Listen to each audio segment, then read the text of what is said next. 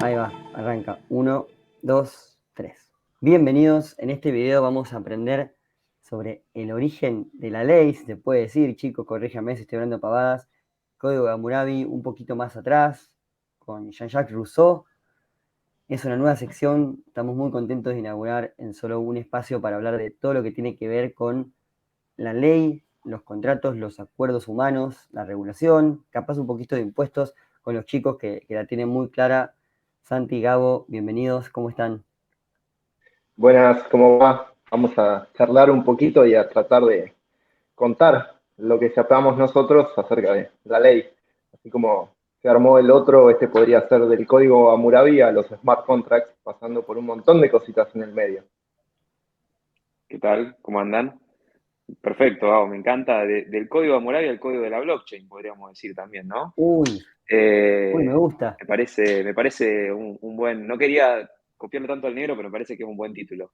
Así que bueno, esperemos que les guste. Si bien la ley es un tema que por ahí no es el más divertido, el más querido por todos, los abogados no somos los más amados, pero vamos a ser igual de necesarios, entiendo yo, en este mundo de la Web3. Así que bueno, la idea es compartir un poco los conocimientos y que cada uno pueda tener las herramientas del día de mañana para, aunque sea, defenderse un poquito.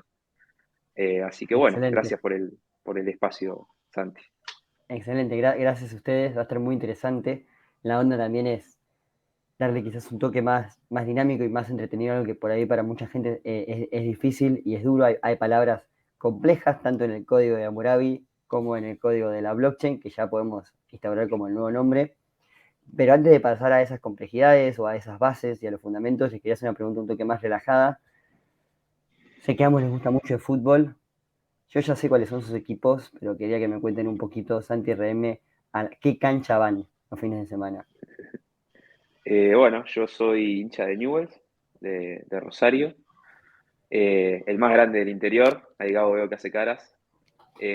Así que bueno, todos los fines de semana voy a la cancha acá del Parque Independencia, del Coloso del Parque. Y bueno, en las buenas y en las malas, siempre ahí. Y bueno, siempre esperando salir campeones, pero ¿qué le vamos a hacer? Esperando. Así que bueno, acá estoy entre dos hinchas de otro club, así que vamos a ver qué dice acá Gabo, pero yo también ya sé la respuesta. Pero estás cuidado, no te preocupes. En cuanto a salir campeón, me encantaría poder hacerte algún chiste, algo, pero la verdad es que siendo cuervo como corresponde, acá estás bien rodeado entre cuervos, hincha de San Lorenzo, desde que me acuerdo más o menos, nada, fanático, no a nivel enfermo, pero bastante. Tipo, ver los partidos, que los partidos influyan en el resultado influya en cómo me siento y demás, a ese nivel. Por suerte ya, digamos que maduré un poquito y ya no me preocupo tanto cuando San Lorenzo pierde o cuando nos afanan como nos vienen afanando sistemáticamente, pero bueno, nada, a disfrutar porque el fútbol es así. A veces se gana, a veces se pierde. Es una excelente metáfora de la vida. A veces nos Tal toca cual, ganar la copa, a veces nos tocan en otros momentos un poco más difíciles. tal A cual. veces viene Podríamos alguien decir que comete un error, y decime, que nuestros hablas equipos así. están en un bear market en este momento. Están en un bear market, sí, bear market futbolístico sin ninguna duda. Los bear markets suelen durar 2 años, el nuestro ya se está haciendo un poquito más largo, pero Y sin duda es un bear market. es un Perfecto. ciclo como el argentino, más o menos el de San Lorenzo. Desde hace 7, 8 años que estamos ahí, papi. Y sí, se estira un toque. Che, y ¿se podría decir que hay bear markets en el aspecto legal? Está muy tirada de los pelos la comparación. Sí, podría ser igual, ¿eh? Podrías tener un momento de más auge de la ley o un momento de menos auge de la ley o la Sí, aplicación. Me parece un poco sí. quizás forzado, pero seguro que en algún momento le vamos a encontrar un punto de conexión de big market o bull market en cuanto a los aspectos legales. Bien, Creo Seguro. que, creo que sobre todo ahora vamos a ir a eso, pero el código Hammurabi fue un gran bull market Sí, donde ahí bull va, market empezó todo. manchesteriano, ahí va, eso como quería. Yo diría quería la Maratón. frase tapa de crónica, tipo el código Murray fue el bull market de la ley. El primer bull market de la ley. Sí, sí, sí. ¿Fue el primero Pero, realmente o hay algo antes? Hay cosas antes, pero si te vas a la ley como ley escrita, es lo primero que se encontró, por lo menos en Occidente. sí. no me voy a meter Sí, en la sí, cultura oriental porque no tengo ni idea. tal cual. ¿Querés contar un Antes, poquito, Santi, sí, básicamente, bueno, como bien dijo vos que la Santi y bien viste, dijo digo? Gabo, sí, yo la vi, hay una foto mía. Obviamente yo no sé leer antiguo babilonio, así que la verdad que no lo pude leer, solo conozco las traducciones, pero bueno, hasta ese momento la ley existía. Obviamente siempre, o sea, las sociedades se fueron organizando de distinta manera, los babilonios no fueron la excepción, pero la ley siempre era verbal, digamos, o sea, eran acuerdos verbales, no existía, como dice Gabo, al menos no lo conocemos, algo escrito. En el caso del Código Hammurabi no está escrito en un papel, sino que estaba tallado en una piedra, que se ponía en el medio del pueblo para que todos la vieran y no pudieran, obviamente, tampoco decir que no la conocían. Hoy en día se dice que la ley se presume conocida por todos, bueno, en ese caso estaba en el medio del pueblo, así que era imposible perdérsela. Eh, entonces, bueno, en esa época, en lo que era la Mesopotamia, que bueno, es la región, creo que todos sabemos, pero bueno, es la región que está entre los ríos Tigris y Éufrates, había varias tribus, y una de esas tribus eran los babilonios, que la dominaba Hammurabi, que era un rey, que bueno, gobernaba la zona a base de violencia. Un día Hammurabi dijo, bueno, no podemos seguir dominando a base de violencia, porque obviamente que llega un momento que la gente se cansa y lo van a querer dar vuelta, y dijo, bueno, tenemos que gobernar a base de derecho. Bueno, brillante. ¿Qué pasaba? Obviamente había un trasfondo porque en ese momento, como dije, las leyes eran verbales y los que juzgaban eran los sacerdotes, porque se suponía que las leyes venían de los dioses, entonces los sacerdotes eran los jueces, y eso al rey no le gustaba, porque obviamente a él le gustaba hacer todo, entonces él quería juzgar también. Entonces lo que hizo, digamos, en una movida también, digamos, interesante, fue decir, bueno, los dioses se comunicaron conmigo, especialmente el dios de la justicia, el dios del sol y la justicia, y me dio estas leyes. Y si ustedes las infringen, están violando la palabra de los dioses, con las consecuencias que eso tenía. Bueno, y ahí aparece el Código Hammurabi, que básicamente es una recopilación, digamos, de las normas que ya existían, pero que digamos, se compilan, por eso se lo llama código, aunque después vamos a ver que en realidad no es tan un código como los que conocemos hoy, y bueno, se las pone a disposición para que la gente las conozca y se empiecen a aplicar de una manera más uniforme. Eh, una de las cosas más conocidas que impone, digamos, o que deja por escrito el Código Hammurabi es la famosa ley del talión, ojo por ojo, diente por diente. Voy a tirar una frase que podríamos decir que el Código Hammurabi es el white paper de la ley del talión, ¿o no? ¿Qué te Uy, parece, Gabo? me encantó. Sí, Ya venía de antes, ahora quedó, digamos, escrita y, digamos, Gabo dice ahí, quiero escuchar tu opinión después, pero, digamos, con ciertas normas que dicen, bueno, básicamente, si uno hace A, lo tiene que compensar con lo mismo, el equivalente, digamos. O sea, tenemos cuestiones violentas, o sea, literal, ojo por ojo, diente por diente. Si alguien le lesiona el ojo a uno, el que quedó lesionado le puede lesionar el ojo al otro. Y bueno, normas, digamos, la ley de Talión fue, podría decirse, lo más conocido, pero lo cierto es que el Código Hammurabi tenía normas civiles, penales, cuestiones de propiedad, de familia, que reflejan también cómo funcionaba la sociedad en esa época, ¿no? Nos permiten ver un poquito cómo funcionaba. Así que bueno, Gabo, no sé qué pensás, que te veía ahí que querías diferir un poco. no, siempre me gusta tener una posición contraria, sobre todo con vos, para pelear un rato y discutir con alguien, Se le pero nota en la cara, calculo que, aparte, se le notan los ojitos de calculo que diferición. Sí, sí. porque soy abogado y me encanta pelear, debe ser principalmente con eso. Pero a mí lo que me gustaría aclarar es, antes de llegar al proceso de codificación que bien relataba ahí Santi, el tema con la ley era un tema muy poco, valga la redundancia, definido. ¿Por qué? Porque no había una manera de establecer las leyes como nosotros los conocemos. Como decía Santi recién, ahora funciona una ficción jurídica, una suerte de invento que todos tenemos que creer forzosamente, que dice que la ley se presume conocida por todos. Entonces, vos no podés decir, no, yo no sabía que eso era ilegal, porque si la ley está publicada, vos la tenés que conocer.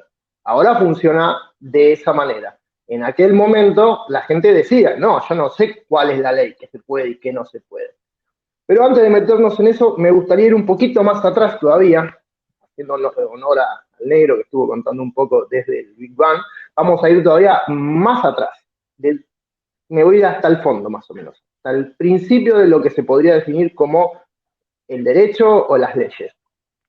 Hablaba recién con los chicos, hay un filósofo muy conocido, Jean-Jacques Rousseau, que dice que el origen de la desigualdad entre los hombres empieza cuando un ser humano tuvo la capacidad de decir, esto es mío, y los demás la suficiente voluntad o simpleza para hacerle caso.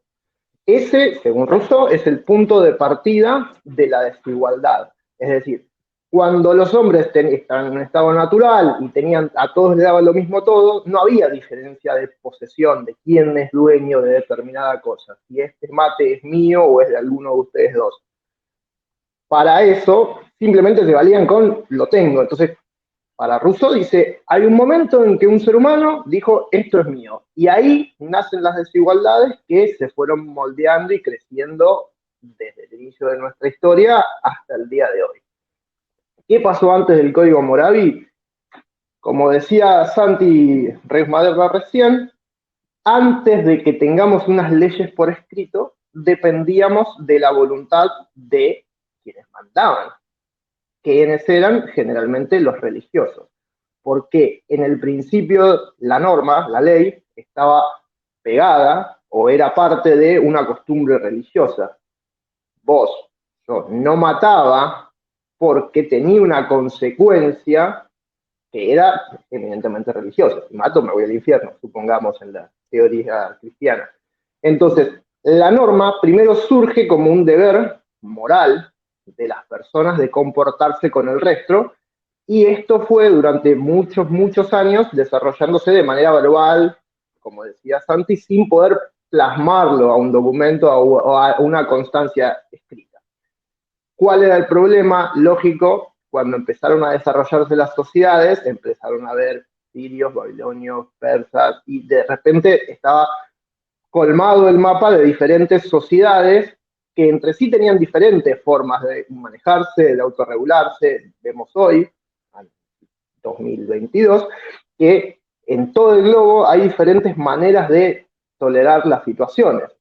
Vamos, sin ir demasiado lejos, vamos a tener un mundial en Qatar, donde, por ejemplo, las mujeres tienen que estar totalmente tapadas, entre otros un montón de normativas que para nosotros nos parecen totalmente ridículas. Ahora, hace 3.000, 4.000 años, esto era lo normal, que cada cual tuviese su propia norma. Entonces, a raíz de eso surgieron los primeros intentos de codificación que empiezan, mejor dicho, con lo que finalmente termina siendo Hammurabi, al sancionar, me cortó la luz de la pantalla de atrás. Termina sancionándose, de manera de decir sancionándose, ¿no? Como el rey baja y dice, bueno, estas son las leyes, acá están escritas, ahora nadie más va a decir qué es lo que se puede y no se puede hacer que no esté acá. Así se instaura la conocida ley del talión, que dice, bueno, básicamente, si vos le cortaste una mano a alguien, ese alguien tiene la facultad de cortarte tu mano. Eso sería como la... habría que ver, ¿no? A mí no me parece que sea lo más sutil de todo, pero bueno, es cuando menos suena bastante justo. En su momento tenía bastante lógica. Nos vamos a meter, si no, en otra discusión, ¿qué quiere decir justicia? Entonces, bueno, esa la agendamos para el próximo capítulo. Me gusta la codificación del código como white paper y entendiendo eso como antes del white paper de Bitcoin hubo un montón de intentos de llegar al oro digital, así como, por lo que entiendo, que yo no conozco mucho, hubo un montón de intentos de empezar a unificar y a codificar las leyes hasta que aparece el código Hammurabi.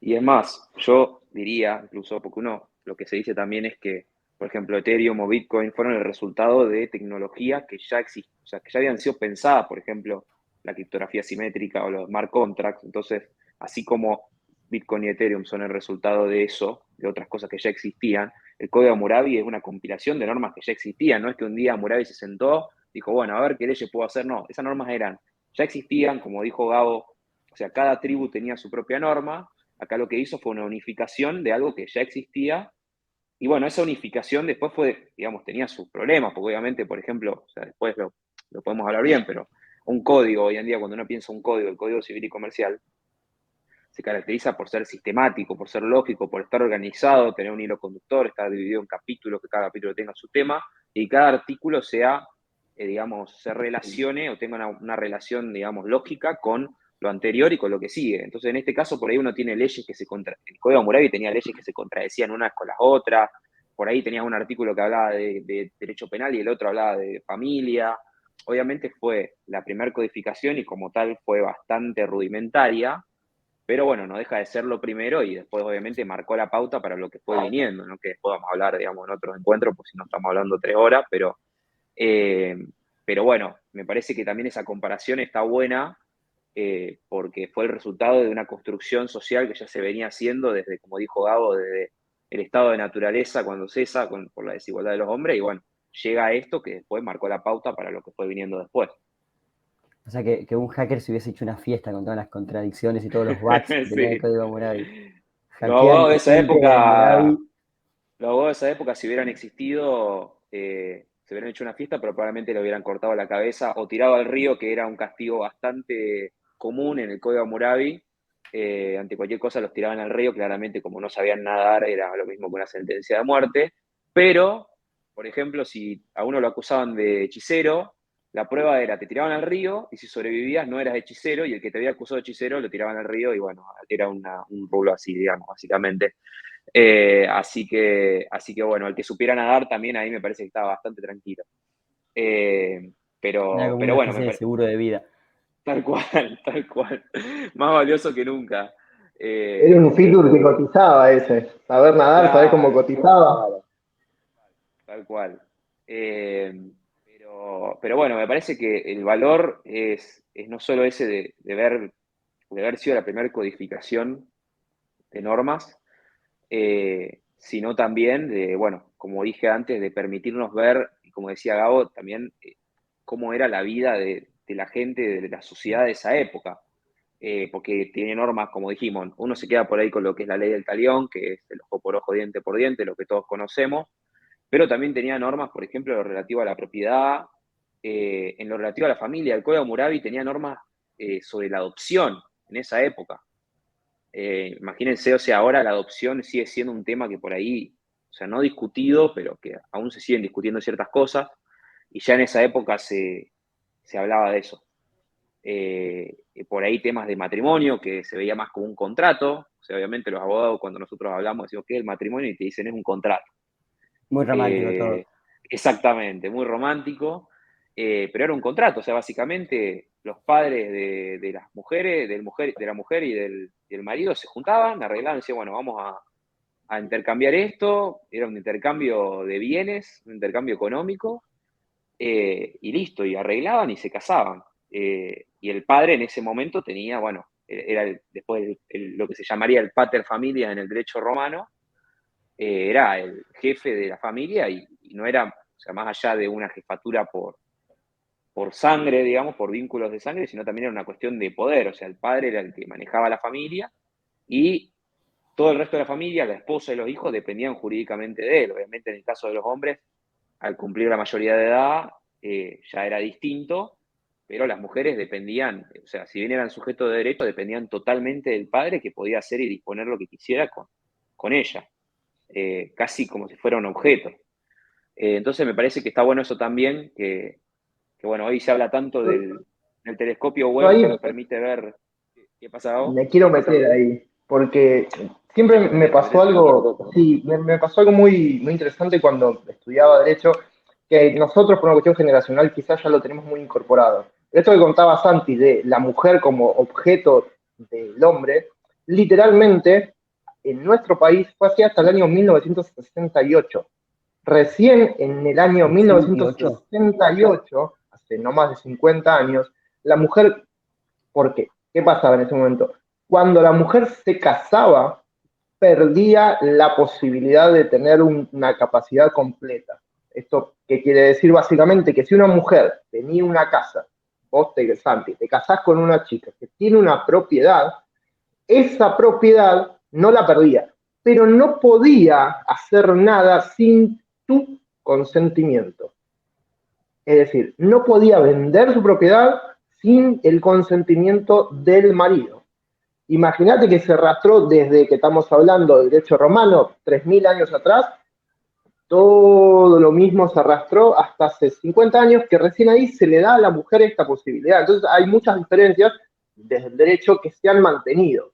No que sea una ley quiere decir que necesariamente sea buena. Probablemente en aquel momento para la sociedad esa haya sido una ley práctica, pero después se va arrastrando durante años hasta que llega un momento que necesariamente cambia, porque las leyes no son estáticas.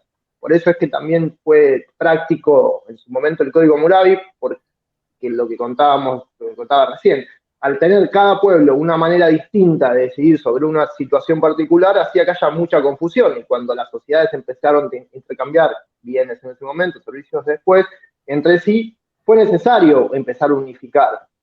Y así fueron surgiendo, después, obviamente, cuando pudieron pasar las normas a algo escrito, porque convengamos que hasta antes del año 3000 o 4000 aproximadamente, pasarlo a escrito era muy difícil. Por eso era toda la tradición y se iban contando, las leyes son estas, esta y esta, y se puede hacer esto y aquello. A mí me gusta entender la ley como, esto se lo debo a un profesor, como un matafuegos o un extintor. Te sirve para resolver una situación determinada la ley. Vos cuando tenés una ley muerta, una ley es letra muerta.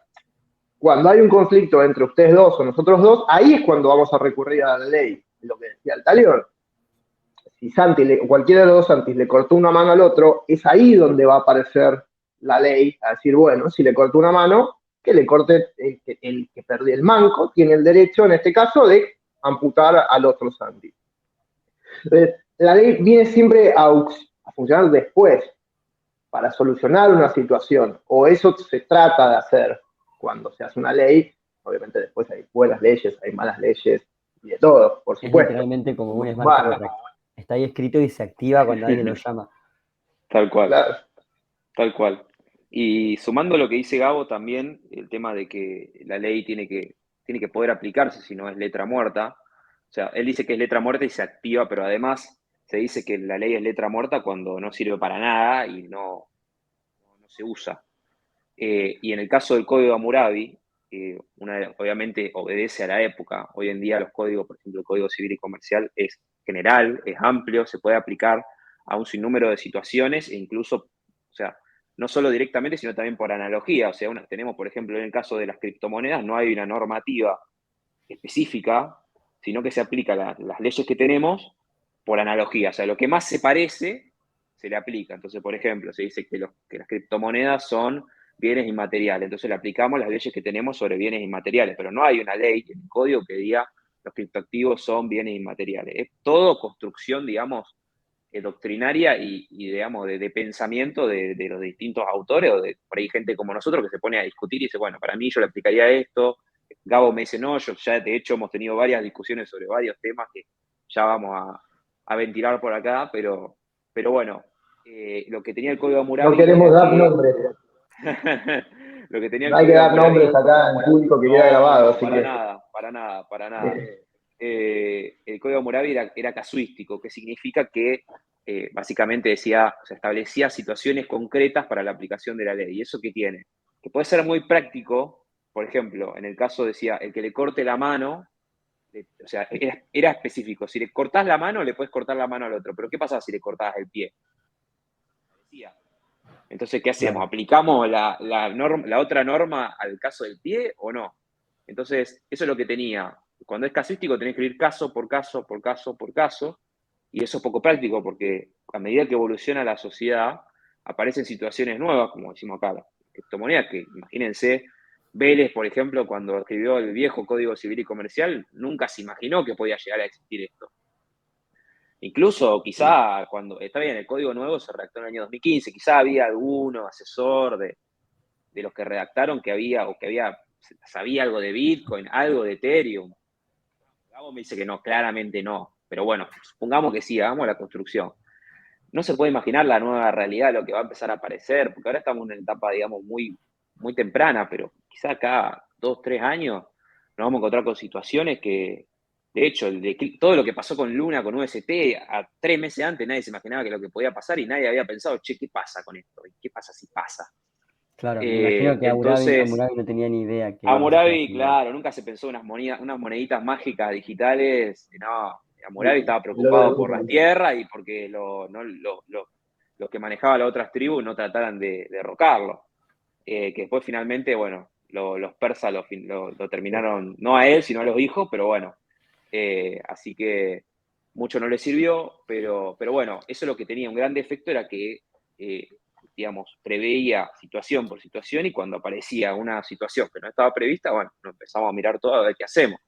Obviamente entiendo que ahí Hammurabi decía, bueno, se hace esto y se hace esto, pero imagínense que es poco práctico en una región como la Mesopotamia, con distintas tribus desperdigadas, esperar hasta la palabra del rey. En esa época no había celular, no había nada, sino que imagínense que terminaban resolviendo como querían. Así que bueno, eso también es un tema que me parece interesante resaltar. Volviendo ahí a la Y ahí metáfora también Vaya. No, me entré la metáfora, me gusta. Uy. No, volviendo a la metáfora con Bitcoin, la diferencia es que Hammurabi no desapareció como Satoshi. Entonces, si Tal alguno tiene cual. alguna duda, esto sí, esto no, bueno, le puedes ir a preguntar. Capaz que te tenés que recorrer un par de kilómetros a caballo, pero le puedes ir a Claro. preguntar. Ya para ir cerrando, les quería hacer una pregunta. Cuando yo escucho Babilonia, pienso en la canción de los piojos. ¿De qué época estamos hablando? ¿Cuándo fue el querido amigo Hammurabi? 1700 antes de Cristo, más o menos. Increíble la No me precisión. acuerdo. Bastante para atrás. Sí, sí, O sí. sea Entre que 2000 y 1700 años antes de Cristo. se Sí, escribe, dos lucas, ponele. se escribe el primer white paper, se empieza a forquear, los romanos hacen un copy-paste, le cambian algunas cositas, tipo ZK o alguna más, Sí, y hoy, incluso en 1968, como decía Gabo, todavía arrastramos algunos smart contracts escritos hace bastante tiempo, a pesar de que por ahí no tengan mucho sentido. Tal cual. sí, Tal sí, cual. te arrastran un montón de cosas. Y que, cortando un poco, tratando de cerrar esa parte, lo que contaban recién de la consulta, dónde acceder o cómo llegar de una cosa de Hammurabi, Babilonia, que es una ciudad chiquita, y cómo se extiende. Por ejemplo, nosotros, como argentinos y españoles continentales, seguimos toda una rama que va desde ese lado de decir, bueno, la ley es un código, te traigo el formato escrito, así está el librito, esto es la ley, perfecto.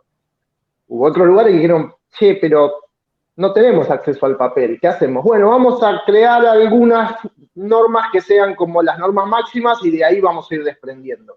Y así, por ejemplo, tenés el sistema anglosajón o common law, que en principio no tiene todo su repertorio escrito, sino que tiene algunos principios escritos y todo lo demás se desprende de esos principios generales. Entonces, no es tan así, no es tan literal, hoy por hoy tenés miles de leyes escritas en el sistema del common law, pero básicamente hay algunos principios generales, llamémosle la Constitución de Estados Unidos si querés, y de eso los jueces dicen, bueno, ¿esto se asemeja o no se asemeja a lo que dice la Constitución? Y esa función es distinta, porque nuestros jueces, se supone, están mucho más atados a las leyes, a este código de Hammurabi. Es decir, si el código dice que le cortó la mano, el otro le va a cortar la mano, le va a cortar la mano. En el sistema norteamericano, el juez tiene la potestad de decir, no, bueno, pará, pero no le cortó la mano entera, le cortó media mano. Entonces, hasta media mano y que se calcule. Se le da cierta posibilidad al juez de decir acerca de la ley, de expresarse y decir, bueno, esto es la ley. Distinto a nuestro sistema, que es más del código, que es como, bueno, respetamos lo que está ahí y no podemos hacer Más nada más. casuísticos, como el código Hammurabi. Exacto. Bien, me gusta que hayan dejado un par de spoilers para próximos temas, pero para no ir por las ramas, no irnos por las ramas, yo iría cerrando y nos vemos la próxima semana o en 2 semanas, ya acomodaremos. Dale, Perfecto. seguimos avanzando Perfecto. en la historia del derecho. Me gusta ese cierre ahí medio mágico. Gracias chicos, un placer charlar con ustedes como siempre. Gracias. Gracias. Abrazo.